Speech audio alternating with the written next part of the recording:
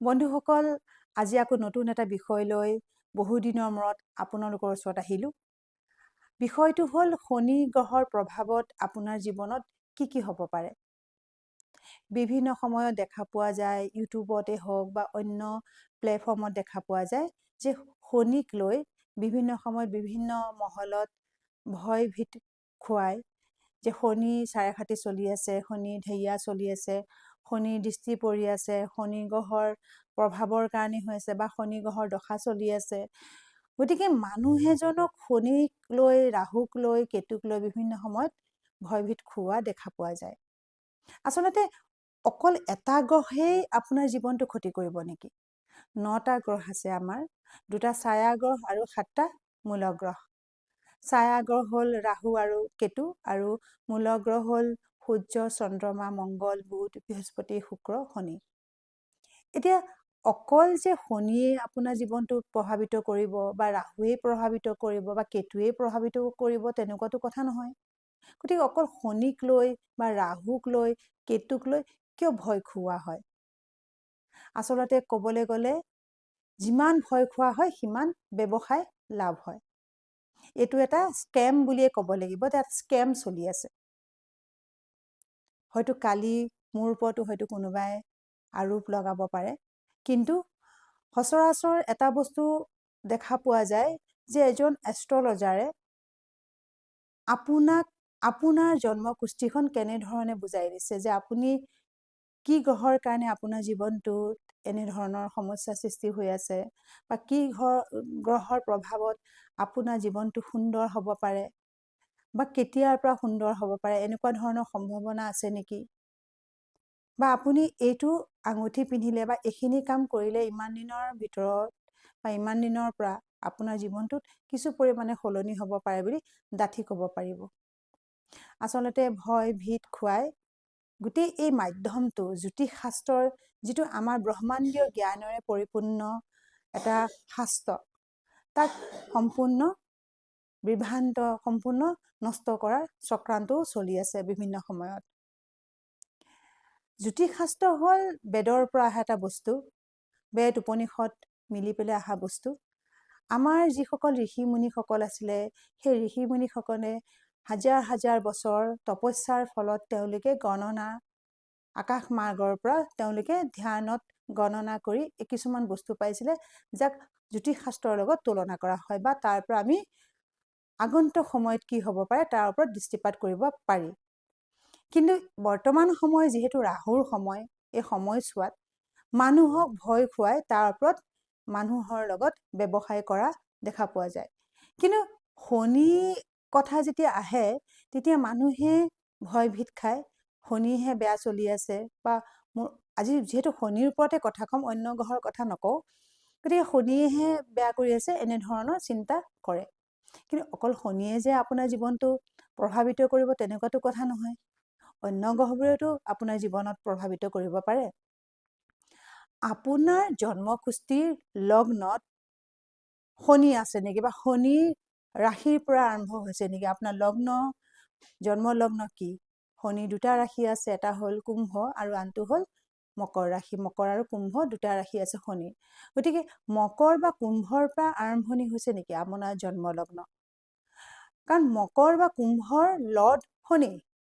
গতিকে শনি গৈ ক'ত আছে, কোন জেগাত অৱস্থান হৈছে, কোনটো ৰাশিত অৱস্থিত হৈ আছে, অৱস্থান হৈ আছে, শনি নীচ হৈ আছে নে উচ্চ হৈ আছে? শুভ ঘৰত থাকিলে উচ্চ বুলি কোৱা হয় আৰু অশুভ ঘৰত থাকিলে নীচ বুলি কোৱা হয়।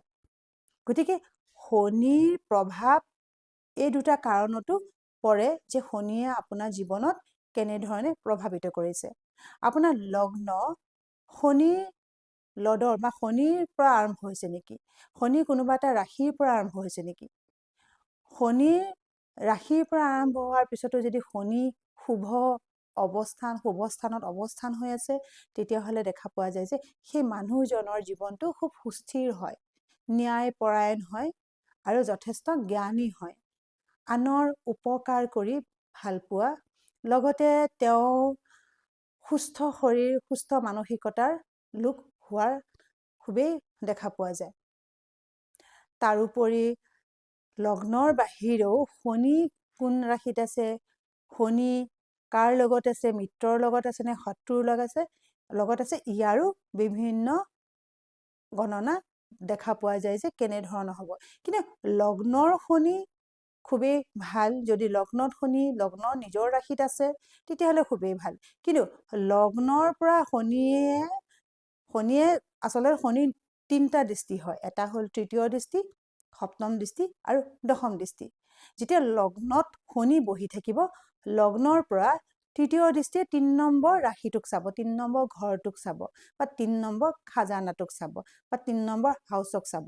যেতিয়া 3 নম্বৰ দৃষ্টিৰে চাব তেতিয়াহ'লে আমাৰ দেখা পোৱা যায় যে আমাৰ য'ত বল, আমাৰ য'ত শক্তি, য'ত আমাৰ কমিউনিকেশ্যন, য'ত আমাৰ উইল পাৱাৰ, য'ত আমাৰ ষ্টেণ্ড, আমাৰ য'ত ওচৰ চুবুৰীয়া নেইবাৰ্ছ, য'ত আমাৰ কোৱা হয় যে আমাৰ কমিউনিকেশ্যনৰ ক্ষেত্ৰত বা আমাৰ অনলাইন বিজনেছ, এই ক্ষেত্ৰত শনি দৃষ্টি পৰে।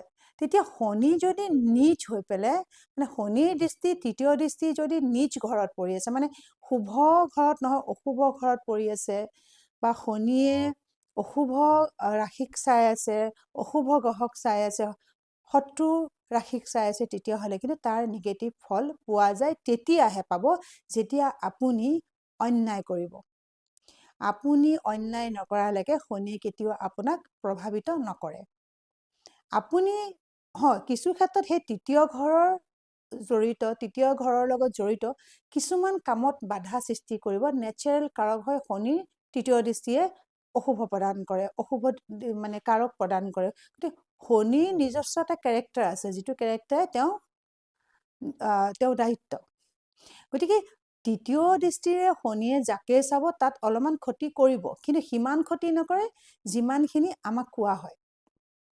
কিন্তু শনি তৃতীয় দৃষ্টি থকাৰ পিছতো যদি শনি শুভ দৃষ্টি পৰি আছে, অথবা মানুহজনৰ কাম কাজ বা সেই ব্যক্তিজনৰ কাম কাজ বা সেই মহিলাগৰাকী বা সেই পুৰুষজনৰ কাম কাজ খুব ভাল, ন্যায়পৰায়ণ, কৰ্মঠ মানুহ, কেতিয়াও এলাহ নকৰে, সময়ৰ কাম সময়ত কৰে, তেতিয়াহ'লে কিন্তু শনিয়ে তাৰ ফল শুভই দিয়ে, তাক বঢ়াই দিয়ে শনিয়ে।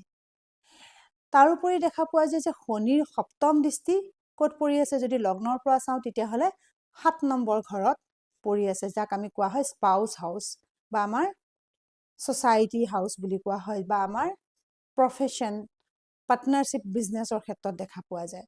গতিকে শনিৰ সপ্তম দৃষ্টি যেতিয়া লগ্নৰ পৰা সপ্তম দৃষ্টি 7 নম্বৰ ঘৰত পৰে, তেতিয়া কিন্তু কিছু ক্ষেত্ৰত দেখা পোৱা যায় যে বিবাহৰ ক্ষেত্ৰত ডিলে হোৱা দেখা পোৱা যায়। যদি সেই ব্যক্তিজনে অন্যায় কাম কৰিছে, সেই ব্যক্তিজনে যদি মানুহৰ ওপৰত কূটনীতি কৰিছে, কুমন্ত্ৰণা কৰিছে, তেতিয়াহ'লে অশুভ কাম হোৱাৰ সম্ভাৱনা দেখা পোৱা যায়। ইণ্টাৰকাষ্ট মেৰেজ হোৱা দেখা পোৱা যায়, বয়সতকৈ হয়তো মানে এজ ডিষ্টেঞ্চ বহুত পাৰ্থক্য দেখা পোৱা যায়, যে বয়সৰ ব্যৱধান বেছি দেখা পোৱা যায়, যে যেন স্পাউচ হ'ব, যোন ৱাইফ বা হাজবেণ্ড যোন হ'ব, তেওঁৰ লগত বয়সৰ বিভিন্ন সময়ত দেখা পোৱা যায়, সামঞ্জস্য দেখা পোৱা যায়। গতিকে সেই ধৰণৰ কথাও আহে যে তাৰোপৰি সেই ব্যক্তিজনে জীৱনত কেনেকুৱা ধৰণৰ কাম কৰিছে, অন্যায় কাম কৰিছে নে ন্যায় কাম কৰিছে। যদি অন্যায় কাম কৰিছে তেতিয়াহ'লে বৈবাহিক জীৱনত বাধা সৃষ্টি কৰে, আৰু যদি ন্যায় কাম কৰিছে তেতিয়াহ'লে তেওঁৰ বৈবাহিক জীৱনটো লগভগ শুভ থাকে।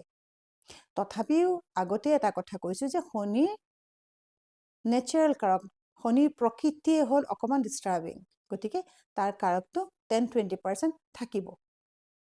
তাৰোপৰি ব্যৱসায় যেতিয়া শনিৰ দশা পৰিব, বা সেই লৰ্ডৰ যাক দৃষ্টি দি আছে সেই লৰ্ডৰ দশা পৰিব, তেতিয়াও কিন্তু ক্ষতি দিয়ে, ক্ষতি কৰে। তাৰোপৰি দেখা পোৱা যায় শনিয়ে লগ্নৰ পৰা দশম দৃষ্টিৰে চাই আছে কাক, ভাগ্যস্থানক। শনিয়ে দশম দৃষ্টিৰে চাই আছে কৰ্মস্থানক, প্ৰফেশ্যন হাউচক। তেতিয়াও কিন্তু শনিৰ ক্ষেত্ৰত দেখা পোৱা যায় যে যেতিয়া শনিৰ দশা চলিব, শনিয়ে যদি যাক দশম দৃষ্টিৰে প্ৰফেশ্যন হাউচক যেতিয়া চাই আছে, সেই হাউচটোত যদি কোনোবা লৰ্ড কোনোবা ৰাশি বা কোনোবা গ্ৰহ যদি নিগেটিভ হৈ আছে, তেতিয়া কিন্তু সেই গ্ৰহ কোন ঘৰৰ মালিক সেই ঘৰত কিন্তু ডিষ্টাৰ্ব কৰিব বা প্ৰফেশ্যনত ক'ৰবাত অলপ খেলি মেলি কৰিব। কিন্তু যদি শুভ দৃষ্টি পৰি আছে, শুভ গ্ৰহৰ দৃষ্টি পৰি আছে বা সেই মানুহজনে প্ৰফেশ্যনত কোনোদিন কাৰো ক্ষতি কৰা নাই, তেতিয়াহ'লে তেওঁ কিন্তু মালামাল কৰি দিব। গতিকে শনিৰ ক্ষেত্ৰত আমাক যেনেধৰণে ভয় খোৱা যায়, তেনেধৰণৰ কথা আচলতে নহয়। যিমানেই ভয় খোৱা হয়, সিমানেই এই জ্যোতিষ ৰিলেটেড যিবোৰ ব্যৱসায় আছে, এইবোৰত উন্নতি যায়। যিজন জ্যোতিষী হয় তেওঁৰ তাতে প্ৰফিট হয়। গতিকে বন্ধুসকল, এষ্ট্ৰলজি পাৰ্টটো লাহে লাহে মই সময় মিলাই আপোনালোকৰ লগত এনেধৰণে চৰ্চা কৰিম। তাৰোপৰি এটা কথাই কওঁ, লগ্নৰ শনিয়ে হওক বা অন্য ৰাশিৰ শনিয়ে হওক, অন্য ঘৰৰ শনিয়ে হওক, আপোনাক তেতিয়ালৈকে ডিষ্টাৰ্ব নকৰে যেতিয়ালৈকে আপুনি কাৰো অন্যায় নকৰে বা সেই ঘৰৰ ৰিলেটেড, যেনেকৈ তৃতীয় ঘৰৰ এনাৰ্জি, চতুৰ্থ ঘৰৰ এনাৰ্জি, পঞ্চম ঘৰৰ এনাৰ্জি, ষষ্ঠ ঘৰৰ এনাৰ্জি, সপ্তম ঘৰৰ এনাৰ্জি, প্ৰতিটো ঘৰে নিজস্ব কাৰক আছে। গতিকে প্ৰতিটো ঘৰৰ এনাৰ্জি সেই ক্ষতি কৰিব যেতিয়া শনি সেই দৃষ্টি পৰি থাকিব, শনিৰ দৃষ্টি পৰি থাকিব, শনিৰ দশা চলিব, শনিৰ প্ৰভাৱত বিভিন্ন কাৰক সৃষ্টি হ'ব। তেতিয়াহে ক্ষতি কৰিব যেতিয়া আপুনি অন্যায় কৰিব। আপুনি অন্যায় নকৰালৈকে শনিয়ে কেতিয়াও আপোনাক ক্ষতি নকৰে। কিন্তু এই নিগেটিভ বাতাবৰণত আপুনি যিমানেই নাভাবক যে মই কাৰো ক্ষতি নকৰোঁ, মই মিছা নকওঁ, মই অন্যায় নকৰোঁ, কিন্তু ক'ৰবাত নহয় ক'ৰবাত এটা ৰাহু কালত আপুনি বা মই জানি অজানিতে অন্যায় কৰিব লওঁ। গতিকে বন্ধুসকল, যেতিয়াই সময় পায়, ভাল এটা সময় থাকে, তেতিয়াই ভাল এজন এষ্ট্ৰলজাৰৰ ওচৰত গৈ আপোনাৰ জন্মকুষ্ঠিখন দেখাব। তাৰপিছত প্ৰশ্ন কৰিব যে আচলতে মোৰ শনি প্ৰভাৱ যে পৰি আছে বা অমুকটো গ্ৰহৰ যে প্ৰভাৱ পৰি আছে বুলি আপুনি ক'লে, কি কাৰণে পৰিব বা কিয় হৈ আছে, বা এই যে আঙুঠিটো পিন্ধিব দিছে বা এই যে মোক এই কামখিনি কৰিব দিছে, বিধানখিনি কৰিব দিছে, কিয় কৰিব দিছে, আপোনালোকে প্ৰশ্ন কৰিব। যেতিয়া প্ৰশ্ন কৰিব তেতিয়া আপোনালোকে সেই কনফিউজনটো নাথাকিব। জেগাই জেগাই আপুনি ঘূৰি ফুৰিব নালাগে আপোনাৰ জন্মকুষ্ঠিলৈ। আপোনাৰ জ্যোতিষশাস্ত্ৰ হ'ল এনেকুৱা এটা বস্তু যে গাইডেন্স। আপুনি অসুবিধাত পৰিছে, আপুনি বুজি পোৱা নাই আপোনাৰ জীৱনত কি কৰিব লাগে, সেই বুজি নোপোৱা কথাটো লৈহে আপুনি এষ্ট্ৰলজাৰজনৰ ওচৰত গৈছে। এষ্ট্ৰলজাৰজন কোনো ভগৱান নহয়। গতিকে আপুনি এনেধৰণৰ কথা লৈ আগলৈ মোৰ ওচৰতো আহিব পাৰে বা ভাল কোনোবা এষ্ট্ৰলজাৰৰ ওচৰত যাব পাৰে, যিয়ে আপোনাৰ মনত বা আপোনাৰ জীৱনত হৈ থকা সমস্যাবোৰ সঠিক উত্তৰ আপোনাক কিছু পৰিমাণে হ'লেও দিব পাৰে। গতিকে বন্ধুসকল, আগলৈ এনেকুৱা ভিডিঅ' লৈ আহিম। তথ্যগত কথাৰে আপোনালোকক বুজাব চেষ্টা কৰিম, যুক্তিৰে বুজাব চেষ্টা কৰিম। গতিকে আপোনালোকৰ যদি এই ভিডিঅ'টো ভাল লাগিছে বা এই কথাখিনি ভাল লাগিছে, তেতিয়াহ'লে আপোনালোকে ভিডিঅ'টো শ্বেয়াৰ কৰিব নাপাহৰিব লগৰ বন্ধু সমনীয়াৰ লগত। লগতে চেনেলটো ছাবস্ক্ৰাইব কৰিব নাপাহৰিব। ধন্যবাদ থাকিলে।